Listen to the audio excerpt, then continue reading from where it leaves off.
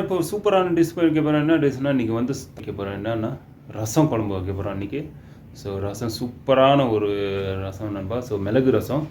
So எப்படி செய்கிறேன்னு சொல்லி கண்டிப்பாக பாருங்கள். அதே மாதிரி என்னோடய சேனல் சப்ஸ்கிரைப் பண்ணுங்கள், லைக் பண்ணுங்கள், ஷேர் பண்ணுங்கள். ஏதாவது டவுட் இருந்தால் கமெண்ட் பண்ணுங்கள் நண்பா. ஸோ என்னோடய வீடியோலாம் ஃபாலோ பண்ணுங்கள். ஓகே நண்பா. ஸோ வீடியோக்குள்ளே போனாங்களா ரசம் பண்ணுறோங்க. இது ஒரு முடி ஊற்றிடும் தான் புளி போட்டிருக்கேன். ஸோ ஒரு 100 கிராம் புளி. ஸோ இது நல்லா கலக்கணும். ஸோ நல்லா உடச்சி விடணும், நல்லா பெனையணும். இது நான் டொமேட்டோ இப்போ போடல, தக்காளி வேணுமா நீங்கள் போட்டுங்க, நான் ஸ்கிப் பண்ணிக்கிறேன். பற்றி மிளகு ரசம் செம்மையாக இருக்கும். புளி பாருங்கள், ஊர்லேருந்து கொண்டு வந்தது, நம்ம ஊர் புளி. நல்லா இது கரன்னு கரைச்சி நல்லா இது வந்து ஒரு 10 நிமிஷமாச்சு நல்லா இது பண்ணணும். கொஞ்சம் ஊற போட்டிருக்கணும். ஸோ இதை 10 நிமிஷம் ஊற போட்டுட்டு அப்புறம் கையில் போட்டு நல்லா இது பண்ணணும். ஓகே நண்பா, கண்டினியூவாக பாருங்கள் வீடியோ. இது ஒரு பூண்டு வச்சுருக்குறேன் இல்லை முழுசாக. இப்போ கருவேப்பிலை ஒரு தேவையான அளவு வச்சுருக்குறேன். பச்சை மிளகா ஒரு 3 வச்சுருக்குறேன். இல்லை இப்போ பெப்பர்லாம் வைக்கணும், மிளகு வைக்கணும், அப்புறம் ட்ரை சில்லிலாம் வைக்கணும். ஓகே நண்பா, ஸோ கண்டினியூவாக பாருங்கள். ஸோ நண்பா, பெப்பர் ஒரு 5 கிராம் போட்டிருக்கேன் பாருங்கள். மிளகு ஜீரா ஒரு 5 கிராம் போட்டிருக்கேன். பூண்டு ட்ரை சில்லி ஒரு 5 எடுத்துருக்குறேன். இது கொஞ்சம் தட்டி விடுறது, பச்சை மிளகா இருக்குது. ஓகே நண்பா, ஸோ இதுதான். இது எப்படி பண்ணுறேன்னு சொல்லி கண்டினியூவாக பாருங்கள். ஸோ நண்பா, நான் இதில் பெப்பர் போட்டுறேன், பெப்பர் பச்சை மிளகா போட்டுறேன். ஸோ 2 ஒரு 3 இது இந்த இது ட்ரை சில்லி போட்டுக்கிறேன். ஸோ எல்லாம் போட்டு இதில் அடின்னு அடிச்சிடணும் தான் கிளாஸில்.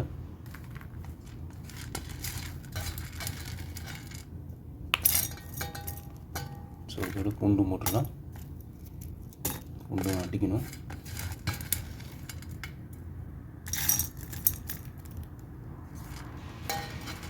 ஸோ கொஞ்சம் நல்லா காரங்கரமாக வைக்கிறேன் மிளகு ரசம். சும்மா ஒரு தகுந்தாப்பில் தான் வைக்கிறேன், ரொம்ப ஜாஸ்தி வைக்கல. ஒரு 3 பேர் சாப்பிட்ற மாதிரி வைக்கிறேன், 5 நம்பர்ஸ். இந்த மாதிரி குத்தணும். இந்த மாதிரி கை வச்சுட்டேன், க்ளோஸ் பண்ணிக்கலாம், அப்போ தான் தெரிக்காது. வச்சு குத்து.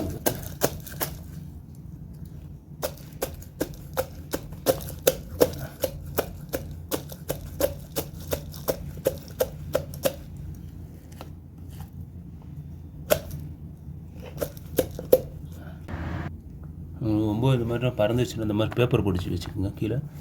ஸோ ஈஸியாக இருக்கும், கீழே விழுந்தாலும் உங்களுக்கு எடுத்து போட்டுக்கலாம். இந்த மாதிரி கொத்தி இந்த மாதிரி கையில் இடித்து கட்டையில் இடித்து சாப்பிட்டிங்கன்னா சரியான டேஸ்ட்டாக இருக்கும்.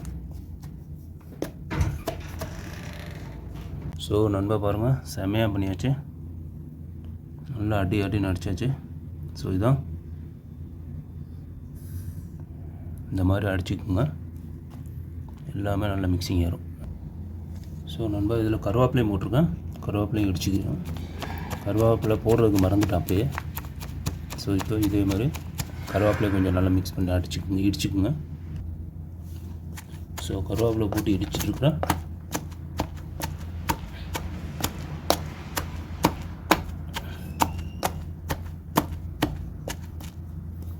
அவ்வளோதான், ரெடி.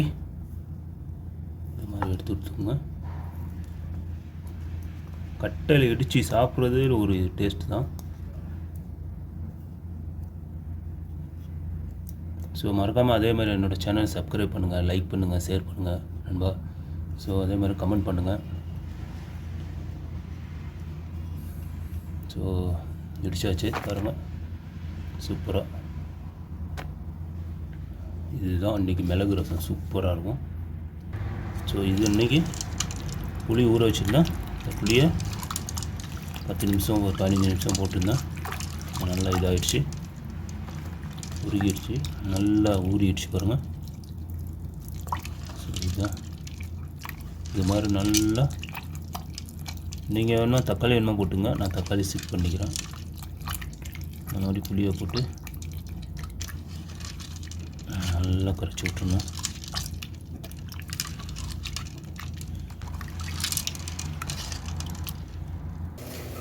நண்பா ஏற்றியாச்சு.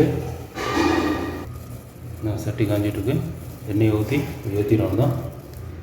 ஸோ என்ன தேவையான அளவுக்கு ஊற்றிங்கன்னா, ஸோ தேவையான அளவுக்கு எண்ணெய் ஒரு ஸ்பூனு ஒரு 10 ml ஊற்றிக்கோங்க. இப்போ வந்து இது வச்சுருக்கோம் கடுகு ஒரு 3 கிராமு, அதாவது ஜீரா லைட்டாக 1 கிராம் போட்டுருக்கேன். ஸோ இங்கே வந்து ட்ரை சில்லி வச்சுருக்கேன். இதை அப்படியே போட்டுறாங்கன்னா எண்ணெயில் காஞ்சிடுச்சு.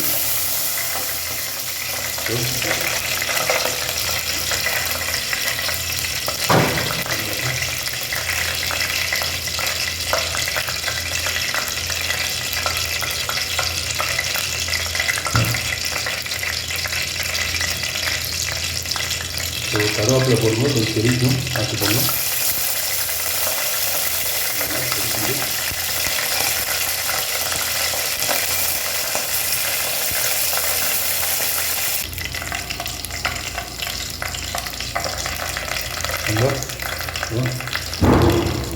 இங்கே போட்டுருவோம். இப்போ இந்த இடித்து வச்சதை அதை மிக்ஸ் பண்ணிடுவோம்.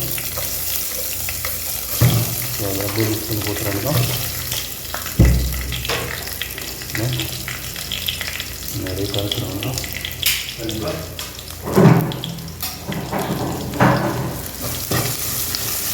வந்து எண்ணெயில் அழிச்சிடுறாங்க.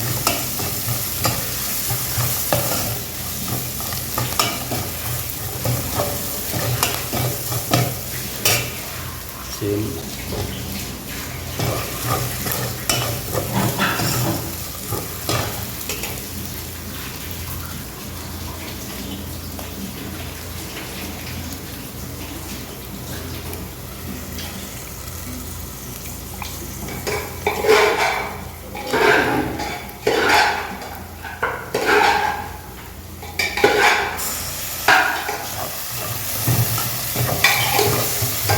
ஓஹோ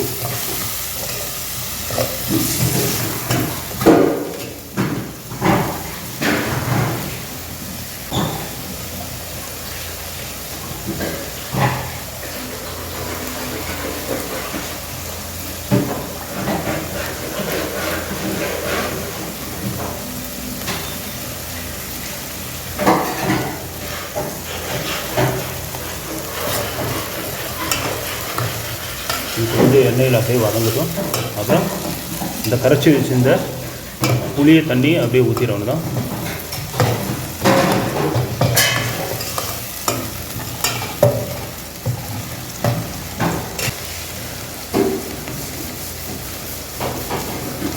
ஸோ நான் சேர்த்து உப்பு போட்டுறேன். தேவையான அளவு உப்பு போட்டால் தான் டேஸ்ட்டே இருக்கும். உப்பு போட்டாச்சு. லட்சம் நெய்யண்ணா பாருங்கள். இது தண்ணியை ஊற்றிடும். மிக்ஸ் பண்ணியாச்சு. ஒரு கொதி வந்தானே எடுத்துகிறவங்க தான், அவ்வளோதான். இதுதான் இன்றைக்கி சூப்பராக இருக்கும்.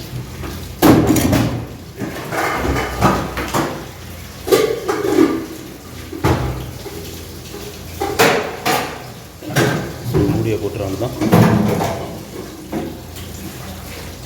ஒரு கொதி வந்தாலும் அப்புறம் எடுத்துடுறாங்க. ரெடி ஆகிடுச்சு நண்பா. இதுதான் ஸோ கொதி வந்துச்சு. அவ்வளோதான். நம்ம ஆஃப் பண்ணிடுறோம் தான். அதெல்லாம் முடிஞ்சிடுச்சு. ஸோ நண்பா சூப்பராக ரசம் ரெடி ஆகிடுச்சு. இது ஸோ நண்பா பாருங்கள், செம்ம லெவலாக இருக்குது. இப்போ நான் சாப்பிட்டு பார்த்து டேஸ்ட் சொல்கிறேன் எப்படி இருக்குன்னு.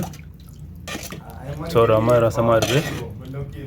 ஸோ நம்ம ரசத்தை ஊற்றிடுறேன். ஆனால் ரசம் நீங்கள் தனியாக அப்படியே சாப்பிட்டீங்கன்னா செம்ம டேஸ்ட்டாக இருக்கும். ஸோ இது பாருங்கள், வேறு லெவலாக இருக்கும்.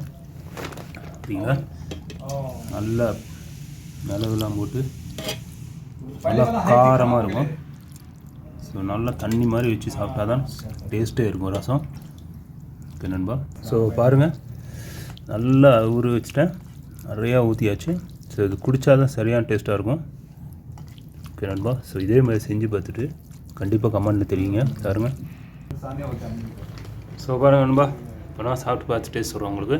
பிஸ்மில்லா. செம்ம காரமாக பெப்பர்லாம் இறங்கி நல்லா காரம்லாம் இறங்கி சூப்பராக இருக்குது. ஸோ இதில் நான் இதெல்லாம் போடல, மிளகாத்தூள் மஞ்சள் எதுவுமே போடக்கூடாது மசாலா ஐட்டம்லாம். இந்த இது தான் போட்டு செம்மையாக பண்ணோம். பாருங்கள் அந்த கருவேப்பிலை பாருங்க நல்லா வந்து அடிச்சு செம்மையாக இருக்கும். ஸோ இதே மாதிரி நீங்களும் வச்சு பார்த்துட்டு எனக்கு கமெண்ட்டில் கண்டிப்பாக தெரியும் நண்பா. ஸோ அதேமாதிரி என்னோடய வீடியோலாம் ஃபாலோ பண்ணுங்கள், என்னோடய சேனலை சப்ஸ்கிரைப் பண்ணுங்கள், லைக் பண்ணுங்கள், ஷேர் பண்ணுங்கள். ஓகே நண்பா. So okay ஜெதாக்குலக. ஸோ இன்றைக்கி மீனும் வச்சுருக்கிறேன். ஸோ மீனும் ஃப்ரை பண்ணியிருக்கேன். இது வந்து ஜிங்கா, இங்கே வந்து மீன் வச்சுருக்கிறேன். ஸோ அதுவும் ஃப்ரை பண்ணி வச்சுருக்கிறேன். சூப்பர் மசாலா போட்டு, இந்த அரஃபா மசாலா போட்டு பண்ணி வச்சுருக்கேன் நண்பா. பாருங்க அருமையாக இருக்குது, நல்லா ஸ்கிரிப்ஸியாக இருக்குது. ஓகே நண்பா. ஸோ கண்டினியூவாக பாருங்கள் வீடியோ. Okay, bye bye.